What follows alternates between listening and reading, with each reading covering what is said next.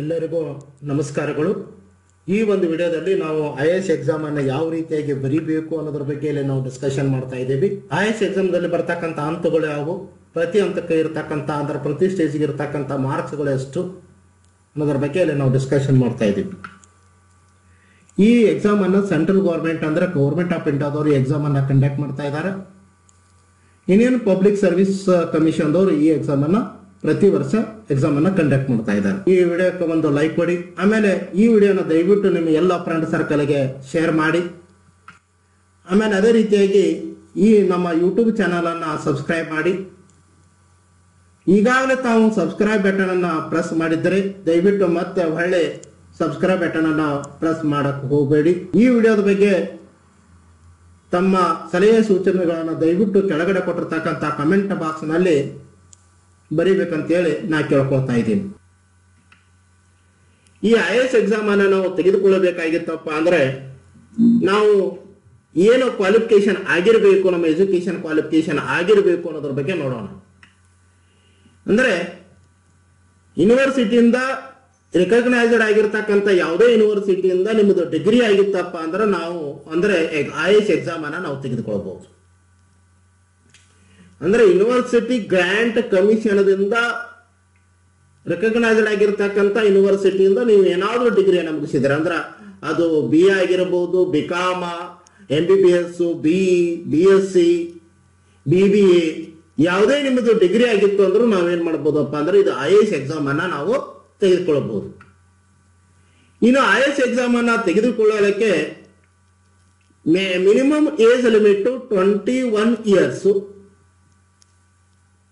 Minimum, ಅವರು ಯಾವುದೇ ಆಗಿರ್ಬೋದು, ಯಾವುದೇ ಕ್ಯಾಟಗರಿ ಅವರು ಆಗಿರ್ಬೋದು, ಮಿನಿಮಮ್ ಏಜ್ ಅಷ್ಟ್ರಿ 21 ಇಯರ್ಸ್ ಏಜ್ ಆಗಿರ್ಬೇಕು।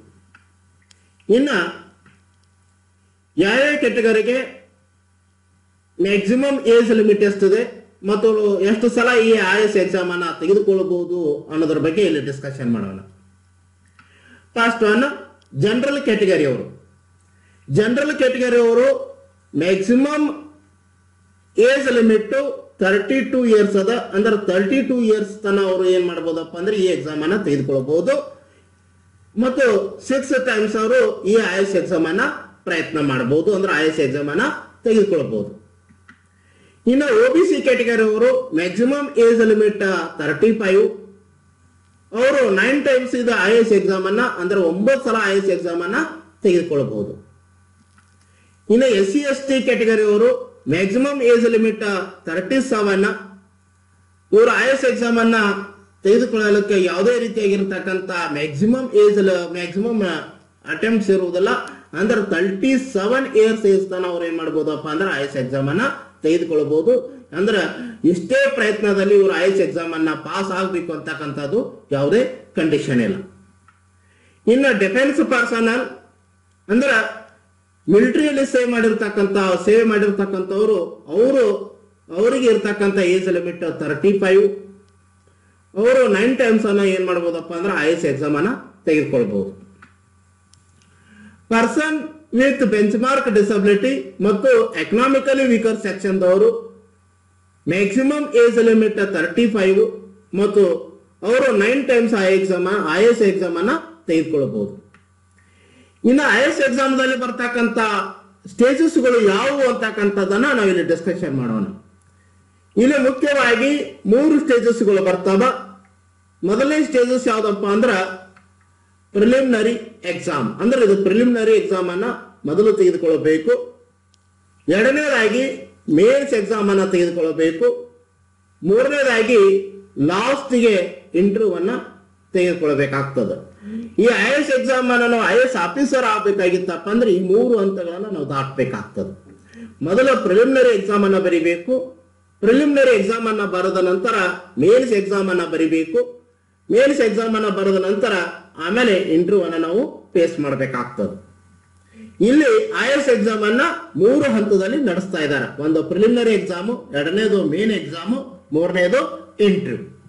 ಇನ್ನು ಪ್ರಿಲಿಮಿನರಿ ಎಕ್ಸಾಮ್ ಬಗ್ಗೆ ಯಾವ ರೀತಿ ಇರ್ತದ ಅಂತಕ್ಕಂಥದ್ದನ್ನ ನಾವಿಲ್ಲಿ ಡಿಸ್ಕಷನ್ ಮಾಡೋಣ। ಎಷ್ಟು ಪೇಪರ್ಗಳು ಬರ್ತಾವ್ರಿ ಪ್ರಿಲಿಮಿನರಿ ಎಕ್ಸಾಮ್ ದಲ್ಲಿ? ಜನರಲ್ ಸ್ಟಡೀಸ್ 1, ಜನರಲ್ ಸ್ಟಡೀಸ್ 2 ಅಂದ್ರೆ 2 ಪೇಪರ್ಗಳು ಬರ್ತಾ ಇದಾವ ಪ್ರಿಲಿಮಿನರಿ ಎಕ್ಸಾಮ್ದಲ್ಲಿ.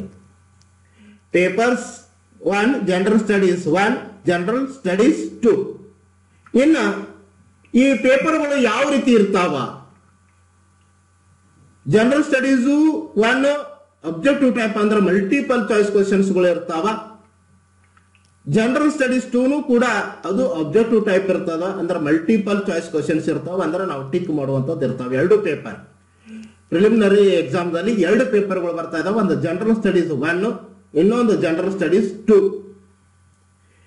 ಇಲ್ಲಿ ಅಬ್ಜೆಕ್ಟಿವ್ ಟೈಪ್ ಕ್ವಶನ್ಸ್ಗಳು ಇರ್ತದ, ಮಲ್ಟಿಪಲ್ ಚಾಯ್ಸ್ ಕ್ವಶನ್ಸ್ 2 ಪೇಪರ್ದಲ್ಲಿ. Number of questions general studies 1 ದಲ್ಲಿ ಬರ್ತಕ್ಕಂಥ number of questions 100. General studies 2 ದಲ್ಲಿ ಬರ್ತಕ್ಕಂಥ ನಂಬರ್ ಆಫ್ ಕ್ವಶನ್ಸ್ 80. ಇನ್ನು general studies 1 marks 200, general studies 2 marks 200. General studies 1 ಎಷ್ಟು ಅವರ್ಸ್ ಎಕ್ಸಾಮ್ ನಡೀತಾ ಇದೆ ಅಂದ್ರೆ ಇದು 2 ಅವರ್ಸ್ ಎಕ್ಸಾಮ್ ನಡೀತಾ ಇದೆ. ಆಮೇಲೆ ಜನರಲ್ ಸ್ಟಡೀಸ್ 2 ಅವರ್ಸ್ ಇದು ಎಕ್ಸಾಮ್ ಅನ್ನ ಮಾಡ್ತಾ ಇದ್ದಾರೆ. 2 ಪೇಪರ್ಗೂ ನೆಗೆಟಿವ್ ಮಾರ್ಕ್ಸ್ ಅದಾವ. ಅಂದ್ರೆ ಯಾವ ಕ್ವಶನ್ಸ್ಗೆ ನಾವು ರಾಂಗ್ ಆನ್ಸರ್ ಅನ್ನ ಕೊಟ್ಟಿರ್ತೇವಲ್ಲ ಅಲ್ಲಿ ನಮಗೆ ನೆಗೆಟಿವ್ ಮಾರ್ಕ್ಸ್ ಇರ್ತದ, ಅಂದ್ರೆ 33% ಅನ್ನ ಕಟ್ ಮಾಡ್ತಾರ ಪಾಸಿಟಿವ್ ಮಾರ್ಕ್ಸ್ ನಲ್ಲಿ.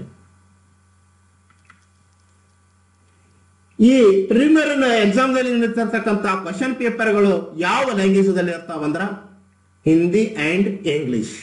ಹಿಂದಿ ಅಂಡ್ ಇಂಗ್ಲಿಷ್ ಅಂದ್ರೆ ಕ್ವಶನ್ ಪೇಪರ್ಗಳು 2 ಲ್ಯಾಂಗ್ವೇಜ್ ಅಲ್ಲೇ ಪ್ರಿಂಟ್ ಆಗ್ತಾ ಇದಾವ, ಒಂದು ಹಿಂದಿ ಮತ್ತು ಇಂಗ್ಲಿಷ್.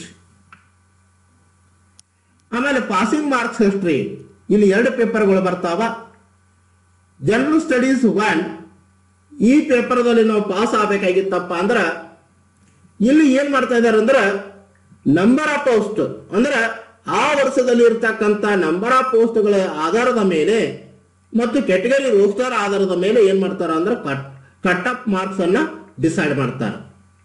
ಜನರಲ್ ಸ್ಟಡೀಸ್ 200 ಇಷ್ಟು ಮಾರ್ಕ್ಸ್ ಅನ್ನ ತೆಗೆದುಕೊಂಡಿರಬೇಕು. 1 SC/ST ಕ್ಯಾಟಗರಿ ಅವರು ಇಷ್ಟು ಮಾರ್ಕ್ಸ್ ಅನ್ನ ತೆಗೆದುಕೊಂಡಿರ್ಬೇಕು ಅನ್ನೋದು ರೋಸ್ಟರ್ ಮೇಲೆ ಡಿಸೈಡ್ ಮಾಡಿ ಆ ಕಟ್ ಆಫ್ ಮಾರ್ಕ್ಸ್ ಅನ್ನ ಡಿಸೈಡ್ ಮಾಡ್ತಾರೆ. ಅದು ಎವ್ರಿ ಇಯರ್ ಚೇಂಜ್ ಆಗ್ತದೆ. ಇನ್ನು ಜನರಲ್ ಸ್ಟಡೀಸ್ 2 ಮಿನಿಮಮ್ ಇಲ್ಲಿ ನಾವು 33% ಮಾರ್ಕ್ಸ್ ಅನ್ನ ನಾವು ತೆಗೆದುಕೊಂಡಿರ್ಬೇಕು. ಅಂದ್ರೆ ಈ ಜನರಲ್ ಸ್ಟಡೀಸ್ 2ಗೆ ಜನರಲ್ ಸ್ಟಡೀಸ್ 2 ಪೇಪರ್ದಲ್ಲಿ 200 ಮಾರ್ಕ್ಸ್ ಅದಂದ್ರೆ ಮಿನಿಮಮ್ 66 ಮಾರ್ಕ್ಸ್ ಅನ್ನ ನಾವು ತೆಗೆದುಕೊಂಡಿರ್ಬೇಕು. ಅಂದ್ರೆ ಮಾತ್ರ ನಾವು ಪ್ರಿಲಿಮಿನರಿ ಎಕ್ಸಾಮ್ ಅನ್ನ ಪಾಸ್ ಆಗ್ಲಿಕ್ಕೆ ಸಾಧ್ಯ ಅದ. ಅಂದ್ರೆ 2 ಇಲ್ಲಿ ಕಂಪೇರ್ ಅನ್ನ ಮಾಡ್ತಾ ಇದಾರೆ. ಜನರಲ್ ಸ್ಟಡೀಸ್ 1 ಏನ್ ಮಾಡ್ತಾ ಇದಾರೆ ಅಂದ್ರೆ ಆ ನಂಬರ್ ಆಫ್ ಪೋಸ್ಟ್ಗಳ ಮೇಲೆ ಡಿಪೆಂಡ್ ಮೇಲೆ ಅದರ ಮೇಲೆ ಎಷ್ಟು ಅಂದ್ರೆ ಕಟ್ ಆಫ್ ಮಾರ್ಕ್ಸ್ ಅನ್ನ ಅವರು ಇಂಡಿಯನ್ ಪಬ್ಲಿಕ್ ಸರ್ವಿಸ್ ಕಮಿಷನ್ ದವರು ಏನ್ ಮಾಡ್ತಾ ಇದಾರಪ್ಪ ಅಂದ್ರೆ ಡಿಸೈಡ್ ಮಾಡ್ತಾ ಇದಾರೆ. ಸೆಕೆಂಡ್ ಜನರಲ್ ಸ್ಟಡೀಸ್ 2 ದಲ್ಲಿ ಏನ್ ಮಾಡ್ತಾ ಇದಾರೆ ಅಂದ್ರೆ ಅಲ್ಲಿ ಮಿನಿಮಮ್ ನಾವು 33% ಮಾರ್ಕ್ಸ್ ಅನ್ನು ನಾವು ತೆಗೆದುಕೊಂಡಿರ್ಬೇಕು. ಅಂದ್ರೆ ಔಟ್ ಆಫ್ 200 ದಲ್ಲಿ 33% ಅಂದ್ರೆ 66 ಮಾರ್ಕ್ಸ್ ಅನ್ನ ನಾವು ತೆಗೆದುಕೊಂಡಿದ್ರೆ ಆ ಪೇಪರ್ ಅನ್ನು ನಾವು ಪಾಸ್ ಆದಂಗೆ. ಆದ್ರೆ ಮುಖ್ಯವಾಗಿರ್ತಕ್ಕಂಥದ್ದು ಏನಪ್ಪಾ ಅಂದ್ರೆ ಜನರಲ್ ಸ್ಟಡೀಸ್ 1 ಅಲ್ಲಿ ಆ ನಿರ್ದಿಷ್ಟವಾಗಿರ್ತಕ್ಕಂಥ ಯಾವುದೇ ಪಾಸಿಂಗ್ ಮಾರ್ಕ್ಸ್ ಇರುವುದಲ್ಲ, ಇದು ಪ್ರತಿ ವರ್ಷ ಕಟ್ ಆಫ್ ಮಾರ್ಕ್ಸ್ ಚೇಂಜ್ ಆಗ್ತದ. ಆ ಕಟ್ ಆಫ್ ಮಾರ್ಕ್ಸ್ ಅನ್ನ ನಾವು ಡಿಸೈಡ್ ಮಾಡಿ ಅಲ್ಲಿ ಇಂಡಿಯನ್ ಪಬ್ಲಿಕ್ ಸರ್ವಿಸ್ ಕಮಿಷನ್ ದವರು ಏನ್ ಮಾಡ್ತಾರಪ್ಪ ಡಿಸೈಡ್ ಮಾಡ್ತಾರೆ. ಈ ಕ್ಯಾಟಗರಿ ಅವರು ಇಂತಿಷ್ಟ ಪರ್ಸೆಂಟೇಜ್ ಅನ್ನ ತೆಗೆದುಕೊಂಡಿದ್ರೆ ಮಾತ್ರ ಅವ್ರು ಏನ್ ಮಾಡ್ತಾರಪ್ಪ ಅಂದ್ರೆ ಇಲ್ಲಿ ಪ್ರಿಲಿಮಿನರಿ ಎಕ್ಸಾಮ್ ಅಂತೇಳಿ ಪಾಸ್ ಅಂತೇಳಿ ಡಿಕ್ಲೇರ್ ಮಾಡ್ತಾರೆ. ಇನ್ನು ಪ್ರಿಲಿಮಿನರಿ ಎಕ್ಸಾಮ್ ಅನ್ನ ಪಾಸ್ ಆದ ನಂತರ ಮೇನ್ ಎಕ್ಸಾಮ್ ಯಾವ ರೀತಿಯಾಗಿ ಇರ್ತದ ಅನ್ನೋದು ನೋಡೋಣ. Paper, subject, duration, total marks. Paper A ಯಾವುದೇ ಇಂಡಿಯನ್ ಲ್ಯಾಂಗ್ವೇಜ್ ಅನ್ನ ನೀವು ತೆಗೆದುಕೊಂಡಿರ್ಬೇಕು. ಇಲ್ಲಿ ಒಟ್ಟಾರೆ ಮೊದಲಿಗೆ ನಾ ಏನು ಹೇಳಲಿಕ್ಕೆ ಇಷ್ಟಪಡ್ತಿದ್ದೇನಪ್ಪ ಅಂದ್ರೆ 9 ಪೇಪರ್ಗಳು ಇರ್ತಾವ ಮೇನ್ ಎಕ್ಸಾಮ್ದಲ್ಲಿ. ಇವು ಒಟ್ಟು ಪೇಪರ್ ಅನ್ನ ನಾವು ಬರೀಲೇಬೇಕಾಗ್ತದೆ. ಇಲ್ಲಿ ಟಿಕ್ ಮಾಡೋದಿರೋದಲ್ಲ ಯಾವುದು. 9 ಪೇಪರ್ದಲ್ಲಿ ನಾವು ಟಿಕ್ ಮಾಡೋದಿರೋದಲ್ಲ, ಕಂಪಲ್ಸರಿ ಆಗಿ ನಾವು ಬರೀಲೇಬೇಕಾಗ್ತದೆ. ಇನ್ನು ಪೇಪರ್ ಎ ಇಂಡಿಯನ್ ಲ್ಯಾಂಗ್ವೇಜ್ ಅಂದ್ರೆ ಆ ಇಂಡಿಯನ್ ಕಾನ್ಸ್ಟಿಟ್ಯೂಷನ್ 8th ಶೆಡ್ಯೂಲ್ದಲ್ಲಿ ಇರ್ತಕ್ಕಂಥ ಯಾವುದೇ ಲ್ಯಾಂಗ್ವೇಜ್ ಅನ್ನ ನಾವು ತೆಗೆದುಕೊಳ್ಳಬಹುದು. ಅದು ಕನ್ನಡ ಆಗಿರ್ಬೋದು, ಹಿಂದಿ ಆಗಿರಬಹುದು, ಮರಾಠಿ ಆಗಿರಬಹುದು, ತೆಲುಗು ಆಗಿರಬಹುದು, ತಮಿಳ್ ಆಗಿರಬಹುದು, ಸಂಸ್ಕೃತ ಆಗಿರಬಹುದು, ಇಂಗ್ಲಿಷ್ ಆಗಿರಬಹುದು, ಯಾವುದೇ ಇಂಡಿಯನ್ ಲ್ಯಾಂಗ್ವೇಜ್ ಅನ್ನ ನಾವು ಸೆಲೆಕ್ಟ್ ಮಾಡಬೇಕು. ಈ ಪೇಪರ್ ಎ ಇಂಡಿಯನ್ ಲ್ಯಾಂಗ್ವೇಜ್ ಇದಕ್ಕೆ 3 ಅವರ್ಸ್ ಎಕ್ಸಾಮ್ ಅನ್ನ ಕಂಡಕ್ಟ್ ಮಾಡ್ತಾರೆ, ಟೋಟಲ್ 300 ಮಾರ್ಕ್ಸ್. ಇನ್ನ ಪೇಪರ್ ಬಿ ಇಂಗ್ಲಿಷ್ ಇದು ಎಲ್ಲರಿಗೂ ಇರ್ತದೆ ಕಂಪಲ್ಸರಿ. ಇದು ಎಲ್ಲರೂ ಈ ಎಕ್ಸಾಮ್ ಅನ್ನ ನಾವು ತೆಗೆದುಕೊಳ್ಳಬೇಕಾಗ್ತದೆ. ಅದು ಪೇಪರ್ ಏನದಲ್ಲ, ಕೆಲವೊಂದು ಸ್ಟೇಟ್ಗಳ ಕ್ಯಾಂಡಿಡೇಟ್ಗಳಿಗೆ ಅದನ್ನ ಎಕ್ಸಾಮ್ಷನ್ ಕೊಡ್ತಾ ಇದ್ದಾರೆ. ಅದು ಆಮೇಲೆ ಮುಂದಿನ ವಿಡಿಯೋದಲ್ಲಿ ನಾನು ಡಿಸ್ಕಷನ್ ಮಾಡ್ತಾ ಇದ್ದೀನಿ. Paper B English 3 hours exam ಇರುತ್ತದೆ, 300 ಮಾರ್ಕ್ಸ್. ಇಲ್ಲಿ ಒಂದು ಮುಖ್ಯವಾಗಿರ್ತಕ್ಕಂಥದ್ದು ನಾವು ನೆನಪಿಟ್ಕೋಬೇಕು, ಪೇಪರ್ ಎ ಮತ್ತು ಪೇಪರ್ ಬಿ ಕೇವಲ ಕ್ವಾಲಿಫೈಯಿಂಗ್ ಮಾರ್ಕ್ಸ್ ಅನ್ನು ಮಾತ್ರ ಕನ್ಸಿಡರ್ ಮಾಡ್ತಾರ. ಯಾವುದೇ ರ್ಯಾಂಕಿಂಗ್ಗೆ ಇದು ಈ 2 ಪೇಪರ್ಗಳನ್ನ ಕನ್ಸಿಡರ್ ಮಾಡಂಗಿಲ್ಲ. ಪೇಪರ್ ಎ ಮತ್ತು ಪೇಪರ್ ಬಿ ಅಂದ್ರೆ ಇಂಡಿಯನ್ ಲ್ಯಾಂಗ್ವೇಜ್ ಮತ್ತು ಇಂಗ್ಲಿಷ್ ಪೇಪರ್ಗಳನ್ನ ಕೇವಲ ಕ್ವಾಲಿಫೈಯಿಂಗ್ ಅಂದ್ರೆ IAS ಎಕ್ಸಾಮ್ ಫೈನಲ್ ರಿಸಲ್ಟ್ಗೆ ಇವನ್ನ ಕನ್ಸಿಡರ್ ಮಾಡಂಗಿಲ್ಲ. ಆದ್ರೆ ಕ್ವಾಲಿಫೈ ಮಿನಿಮಮ್ ಇಷ್ಟು ಪರ್ಸೆಂಟೇಜ್ ಮಾರ್ಕ್ಸ್ ಅನ್ನ ನಾವು ತೆಗೆದುಕೊಳ್ಬೇಕಾಗ್ತದೆ. ಇನ್ನ ಪೇಪರ್ 1 ಎಸ್ಎ ಇರ್ತದ, ಅಲ್ಲಿ 3 ಅವರ್ಸ್ ಇರ್ತದ ಮತ್ತು 250 ಮಾರ್ಕ್ಸ್ಗಳು ಇರ್ತಾವ. Paper 2 general studies 1 3 hours 250 marks. Paper 3 general studies ಇದು ಕೂಡ ಜನರಲ್ ಸ್ಟಡೀಸ್ 2 ಅಂತ ಕನ್ಸಿಡರ್ ಮಾಡ್ತಾ ಇದ್ದಾರೆ. 3 ಅವರ್ಸ್ ಮಾರ್ಕ್ಸ್ 3 ಅವರ್ಸ್ ಮತ್ತು 250 ಮಾರ್ಕ್ಸ್. ಪೇಪರ್ 4 ಜನರಲ್ ಸ್ಟಡೀಸ್ 3 ಇದು ಕೂಡ 3 ಅವರ್ಸ್ ಮತ್ತು maximum marks total marks 250. Paper 5 general studies 4 3 hours 250 marks. ಇನ್ನ ಪೇಪರ್ 6 ಆಪ್ಷನಲ್ 1 ಅಂದ್ರೆ ಇದು ಆಪ್ಷನಲ್ ಅಂದ್ರೆ ಏನಂದ್ರೆ ಇಲ್ಲಿ ಟೋಟಲ್ ಇಲ್ಲಿ 25+1 ಅಂದ್ರೆ 25+1 ಅಂದ್ರೆ 25 ಸಬ್ಜೆಕ್ಟ್ಸ್ಗಳು ಇದಾವೆ. ಅದು ಕಾಮರ್ಸ್ ಅಂಡ್ ಮ್ಯಾನೇಜ್ಮೆಂಟ್ ಇರ್ಬೋದು, ಹಿಸ್ಟ್ರಿ ಇರ್ಬೋದು, ಪೊಲಿಟಿಕಲ್ ಸೈನ್ಸ್ ಇರ್ಬೋದು, ಜಾಗ್ರಫಿ ಇರ್ಬೋದು, ಫಿಸಿಕ್ಸ್ ಇರ್ಬೋದು, ಕೆಮಿಸ್ಟ್ರಿ ಇರ್ಬೋದು, ಮೆಡಿಸನ್ ಇರ್ಬೋದು. ಟೋಟಲ್ 25 ಸಬ್ಜೆಕ್ಟ್ಸ್ಗಳು ಇದಾವ. ಆ 25 ಸಬ್ಜೆಕ್ಟ್ದಲ್ಲಿ ಒಂದು ಸಬ್ಜೆಕ್ಟ್ ಅನ್ನ ನೀವು ತಗೋಬೇಕು. +1 ಅಂದ್ರೆ ಒಂದು ಇಂಡಿಯನ್ ಲ್ಯಾಂಗ್ವೇಜ್ ಇರ್ತದೆ. ಇವನ್ನ ನೀವು ಕನ್ನಡನೂ ನೀವು ಆಪ್ಷನಲ್ ಸಬ್ಜೆಕ್ಟ್ ಅಂತೇಳಿ ನೀವು ತಗೋಬಹುದು. ಒಂದ್ ವೇಳೆ ನೀವು ಮರಾಠಿನೂ ಆಪ್ಷನಲ್ ಸಬ್ಜೆಕ್ಟ್ ಆಗಿ ತಗೋಬಹುದು. ಅಂದ್ರೆ 25+1 ಅಂದ್ರೆ 1 ಅಂದ್ರೆ ಇಂಡಿಯನ್ ಲ್ಯಾಂಗ್ವೇಜ್ ಆಗಿರತಕ್ಕಂಥ ಯಾವುದೇ ಲ್ಯಾಂಗ್ವೇಜ್ ಅನ್ನ ನೀವು ಸೆಲೆಕ್ಟ್ ಮಾಡ್ಕೊಂಡು ಅದು ಆಪ್ಷನಲ್ 1 ಪೇಪರ್ ಅನ್ನ ನೀವು ತಗೋಬಹುದು. ಇನ್ನು ಪೇಪರ್ 7 ಆಪ್ಷನಲ್ 2 ಮತ್ತೆ ಇಲ್ಲಿ 2 ಆಪ್ಷನಲ್ ಅನ್ನ ಸೆಲೆಕ್ಷನ್ ಮಾಡಕ್ ಬರಂಗಿಲ್ಲ, ಕೇವಲ ಒಂದು ಆಪ್ಷನಲ್ ಅನ್ನ ಸೆಲೆಕ್ಷನ್ ಮಾಡಬೇಕು. ಆಪ್ಷನಲ್ 1 ಆಪ್ಷನಲ್ 2 ಅಂದ್ರ ಈಗ ಕಾಮರ್ಸ್ ಅಂಡ್ ಮ್ಯಾನೇಜ್ಮೆಂಟ್ ತಗೊಂಡ್ರೆ 2 ಪೇಪರ್ ಕಾಮರ್ಸ್ ಅಂಡ್ ಮ್ಯಾನೇಜ್ಮೆಂಟ್ ಇದೆ. ಒಂದ್ ವೇಳೆ ನೀವು ಫಿಸಿಕ್ಸ್ ಅನ್ನ ತಗೊಂಡಿದ್ರೆ 2 ಪೇಪರ್ ಆಪ್ಷನಲ್ 1 ಆಪ್ಷನಲ್ 2 ಫಿಸಿಕ್ಸ್ ನೇ ಇರಬೇಕು.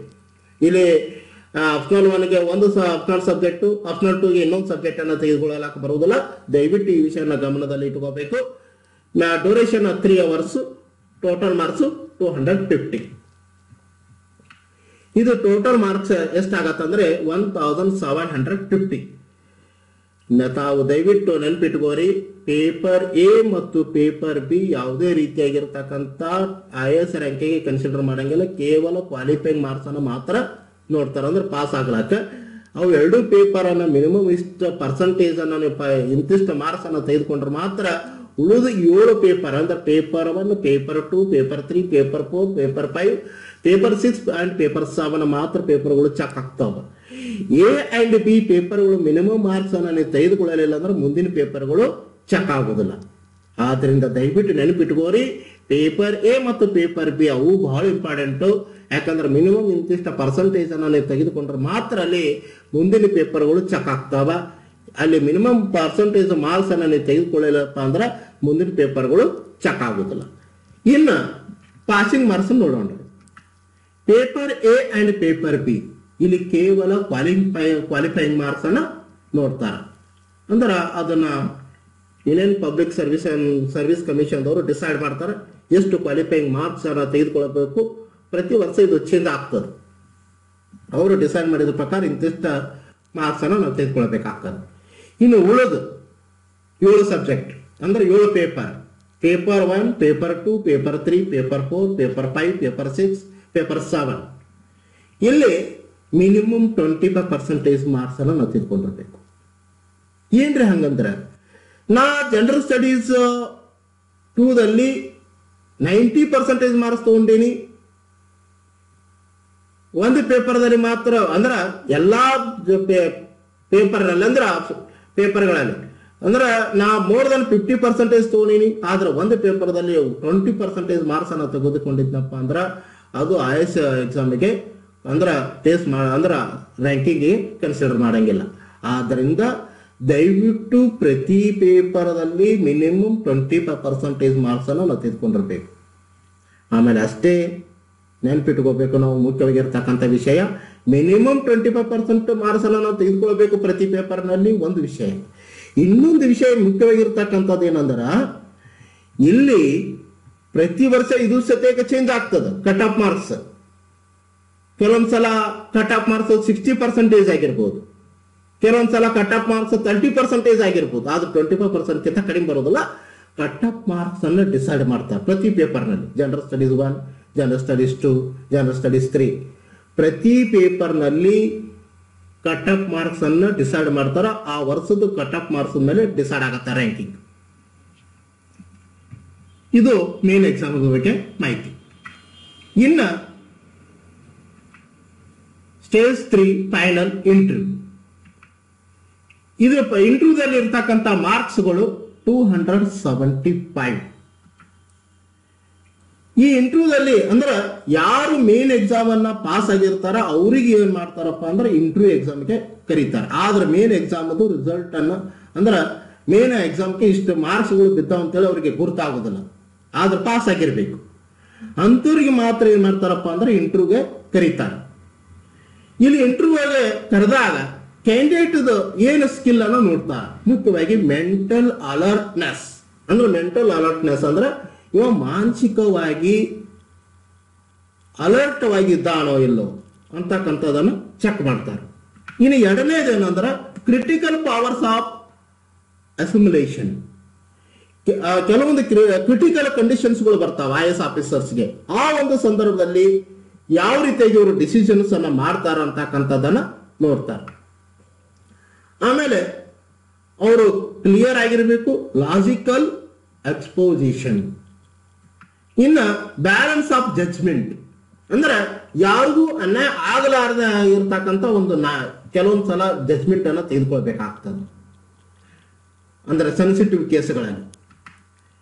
Variety and depth of interest ಅಂದ್ರೆ ಆ ಜಾಬ್ ಮಾಡುವಾಗ ಅವನಿಗೆ ಬಹಳ ಇಂಟ್ರೆಸ್ಟ್ ಇರಬೇಕು, ಅದನ್ನು ಸದ್ಯಕ್ಕೆ ಇಲ್ಲಿ ಚೆಕ್ ಮಾಡ್ತಾರ.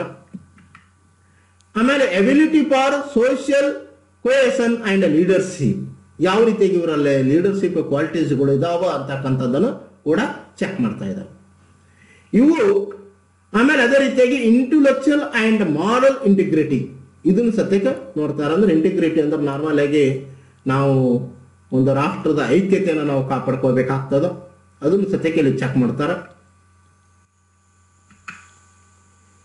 ಇಲ್ಲಿ ಮುಖ್ಯವಾಗಿ ನಾವು ಡಿಸ್ಕಷನ್ ಮಾಡತಕ್ಕಂಥದ್ದು ಏನಪ್ಪಾ ಅಂದ್ರೆ ಫೈನಲ್ ಸ್ಕೋರ್. ಮೇನ್ ಎಕ್ಸಾಮದಲ್ಲಿ 1750 ಮಾರ್ಕ್ಸ್ ಅನ್ನ ಕನ್ಸಿಡರ್ ಮಾಡ್ತಾರೆ. ಇಂಟರ್ವ್ಯೂದಲ್ಲಿ 275 ಮಾರ್ಕ್ಸ್, ಟೋಟಲ್ 2025ಗೆ ರ್ಯಾಂಕಿಂಗ್ ಗಳನ್ನು ತೆಗಿತಾರೆ. ಟೋಟಲ್ 2025 ಎಷ್ಟು ಮಾರ್ಕ್ಸ್ ಅನ್ನ ತೆಗೆದುಕೊಂಡಿದ್ದಾರೆ ಅನ್ನೋದ್ರ ಮೇಲೆ IAS ರ್ಯಾಂಕಿಂಗ್ ಅನ್ನ ತೆಗಿತಾರ. ಆ IAS ರ್ಯಾಂಕಿಂಗ್ ಅನ್ನ ತೆಗೆದ ಮೇಲೆ ಅವರಿಗೆ ಪೋಸ್ಟ್ ಗಳನ್ನ ಕೊಡ್ತಾ ಇದ್ದಾರೆ. ರ್ಯಾಂಕಿಂಗ್ ಬೇಸಿಸ್ ಮೇಲೆ ಇರ್ತೈತಿ. ಫಸ್ಟ್ ಗೆ IAS ಎಕ್ಸಾಮು, ಆಮೇಲೆ ಕ್ಯಾಟಗರಿ ಪೋಸ್ಟ್ A ಮತ್ತು ಪೋಸ್ಟ್ B, ಈ ರೀತಿಯಾಗಿ ಪೋಸ್ಟ್ ಗಳನ್ನ ಫಿಲ್ಅಪ್ ಮಾಡ್ತಾರೆ.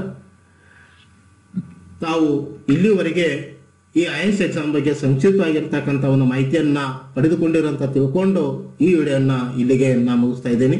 ಎಲ್ಲರಿಗೂ ನಮಸ್ಕಾರಗಳು.